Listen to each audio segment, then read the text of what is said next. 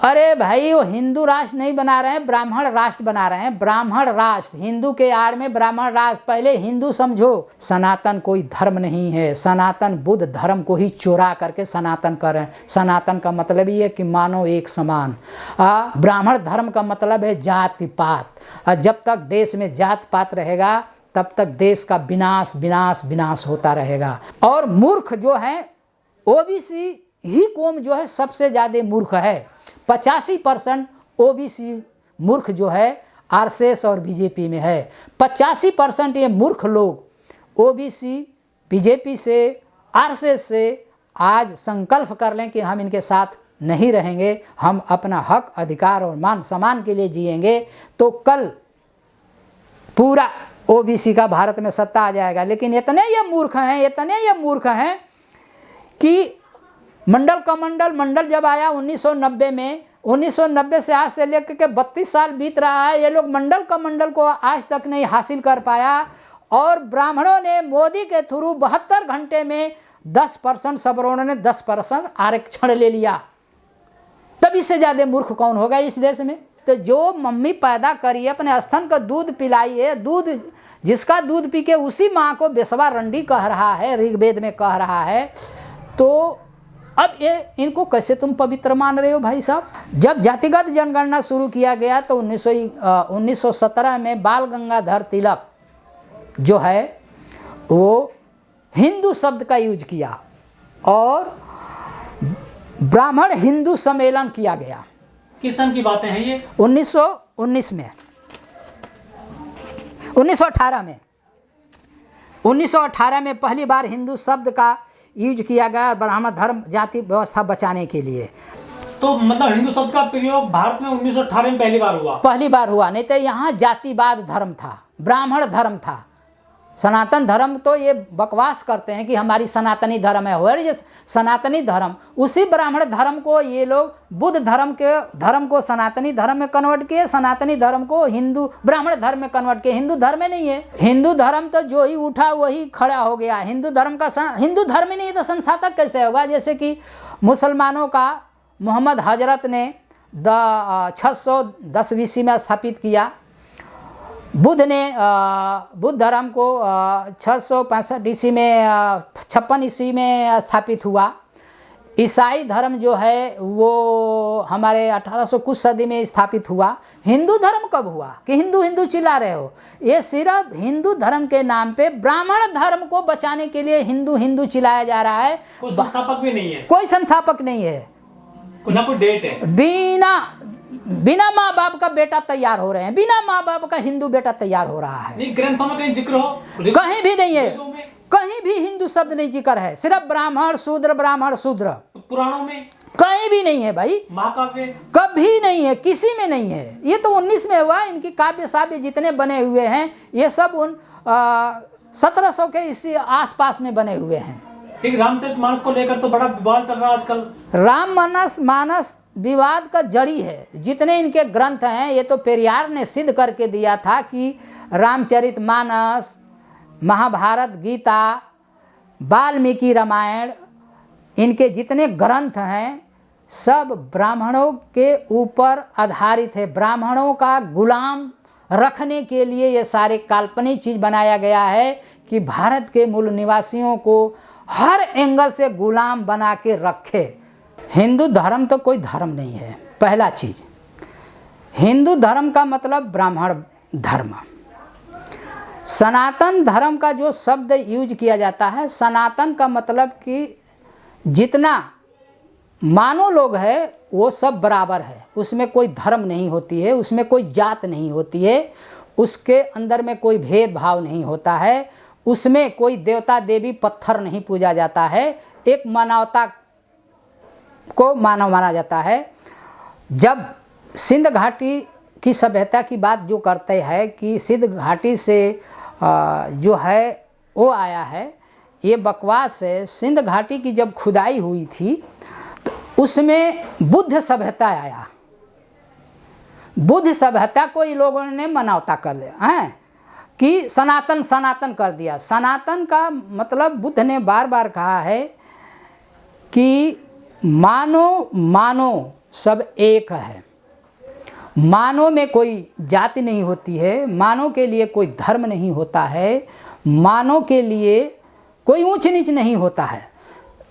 मानव का कर्म है, मानव जैसा कर्म करता है उस आधार से उसका नाम चलता है। जो सनातन धर्म का ये ब्राह्मणों ने चोरी किया, जिसको सनातन धर्म कहा जाता है, चोरी यहाँ तक नहीं किया, उनकी बाणियों को चोरी किया, यहाँ तक नहीं चोरी किया, बुद्ध विरासतों को इन्हों लोगों ने अपने सनातन धर्म के नाम पे सारे बुद्ध विहारों को चित्पावन ब्राह्मण में जो पतंजलि था, पतंजलि का शिष्य जो थे वो शंकराचार्य थे। शंकराचार्य ने ब्राह्मण धर्म को लेकर सनातन धर्म के नाम पे ब्राह्मण धर्म को स्थापित करने के लिए सारे बुद्ध विहारों में उसी बुद्ध मूर्तियों का रोग रंगन करके तिलक तराजू पैसा लगा करके और उनको सबको देवी देवता में कन्वर्ट कर दिया और सनातन धर्म का नाम दे दिया। बुद्ध धर्म को पतन करके बुद्ध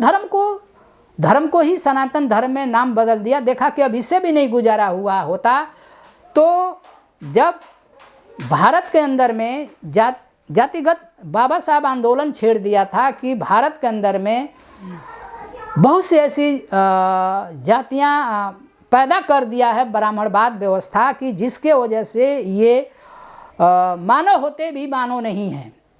इनके साथ जानवरों से बदतर हालत है इनके साथ। जैसे अछूतों की नारियों को ब्राह्मणों ने टैक्स लगाते थे उनके स्तन टटोल करके। सर्वप्रथम इसके खिलाफ नगेली केरल की लड़की ने आवाज़ उठाई कि हम इस ऐसी व्यवस्था को नहीं मानेंगे, ये ब्राह्मणों का भ्रष्ट व्यवस्था के नहीं मानेंगे। रह गया कि स्तन दिखा के चलना नहीं, जो दिखाएगी उस तो मैं न स्तन नहीं दिखाऊंगा, मैं स्तनी को तो वो दराती से काट करके स्तन को फेंक देती है। और उस समय में देहातों में चिकित्सा व्यवस्था नहीं था, तो चिकित्सा व्यवस्था न होने के कारण से इतना रक्त बह गया कि वो शहीद हो गई। जब शहीद हो गई तो वहाँ के 12-13 गांव छोड़ करके भाग गए, वीरान हो गया ब्राह्मणों के डर से। इतना ये हरामखोर लोग थे। जब डर भय हो गई तब लॉर्ड मैकाले 1825 में भारत में आता है। जब दक्षिण भारत में जाता है उस एरिया का सर्वे करता है तो देखा कि बड़ा अत्याचार, यार यहाँ के शूद्रों के साथ तो बहुत ज़बरदस्त अत्याचार और शोषण हो रहा है इन ब्राह्मणों के थ्रू।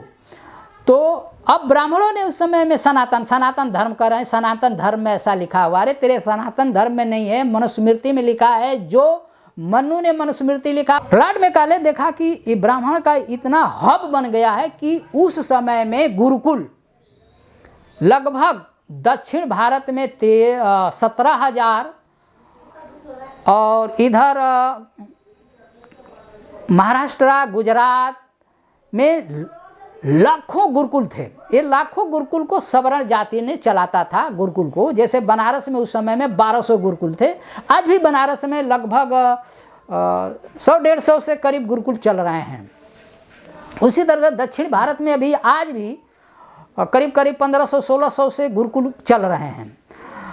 तो अब ये जब मैकाले इनके खिलाफ आवाज़ उठाया कि भाई देखो ऐसे तो हम ब्राह्मणों पे हावी नहीं होगा, क्योंकि इतना इनको गुलाम बना दिया कि खड़ा होने लायक रह ही गए हैं। इनको इतना अपंग कर दिया है कि ये जानवरों का, मरा हुआ जानवरों का मांस खाने पे मजबूर हैं, जूठा खाने पे मजबूर हैं, कल मूंद खा के जीने पे मजबूर हैं। तो ये क्या लड़ाई लड़ेंगे? तो बड़े चालाकी से लॉर्ड मैकाले ने कहा कि अरे भाई देखो, अगर अंग्रेज़ों में आप लोग अच्छी पगार लेना चाहते हो तो आप लोगों को अंग्रेजी पढ़ना अनिवार्य होगा।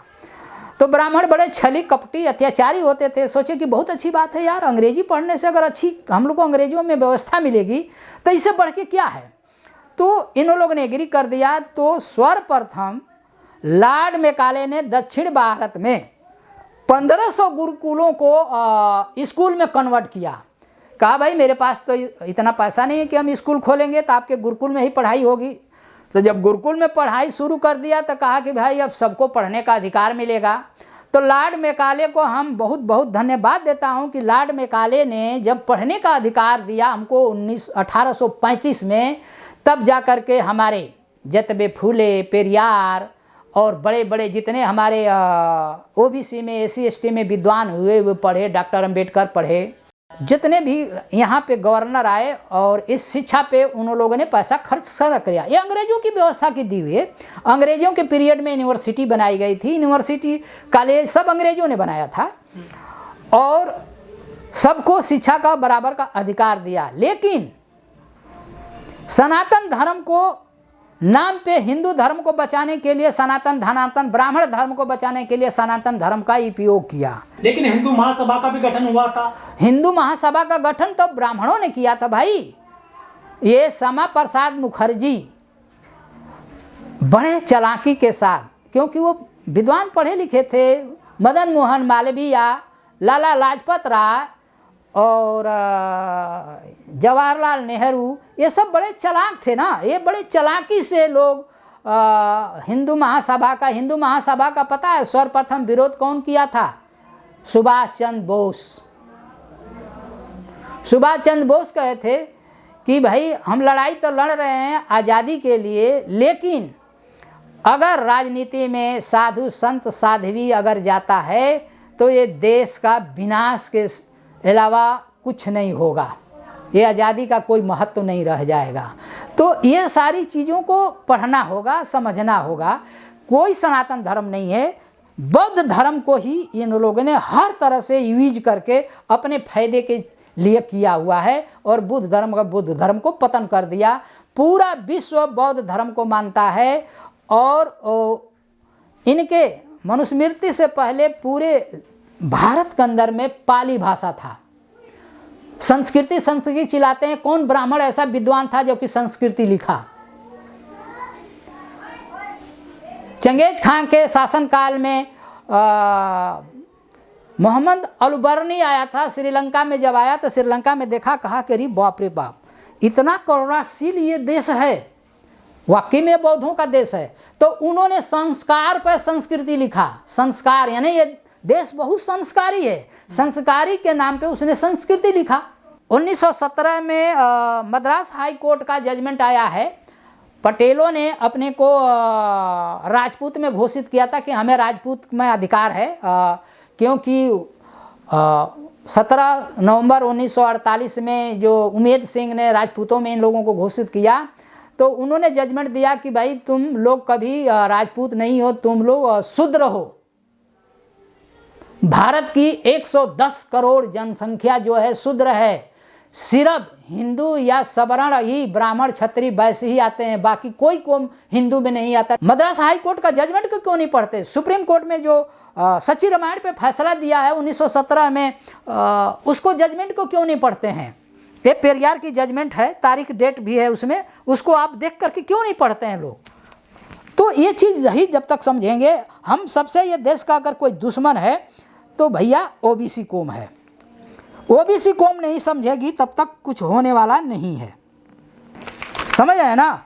इनके ऋग वेद में इतना वर्ड खतरनाक लिखा है, इतना खतरनाक शब्द लिखा हुआ है कि इनको तो बीच चौराहे पर मार देना चाहिए। नाम लेना तो बहुत बड़ा पाप है, मार देना चाहिए। इतना गंध बातें लोग इनके वेद पुराणों में लिखा गया है। फिर भी हम साले उस मंदिर का बात करते हैं, वो क्या कहते हैं कि ये ब्राह्मण को पवित्र की बात करते हैं। कौन से पवित्र के? एकाध तो कोई चीज़ बता दें, एकाध ऐसे बड़े विद्वान बता दें जो देश हित के लिए काम किए हैं। आज तक जितने किए हैं सब ब्राह्मणवाद के लिए किए हैं, जितने मंदिर बनाए हैं ब्राह्मणवाद के किए हैं। गरीबों के रोजगार में लगाएं, ये देश के लिए सबसे बड़ी महत्व की बात है। राजनीति सबसे महत्व की बात नहीं है। राजनीति तो कुत्ता भी कर लेगा, उसके सर पे ताज बांध दीजिए। तो ये लोग कुत्तागिरी कर रहे हैं, देश हित के लिए नहीं कर रहे हैं। तो ये चीज़ को हमारे ओबीसी कौम को समझना है। ओबीसी ही कौम सबसे देश का गद्दार कौम है।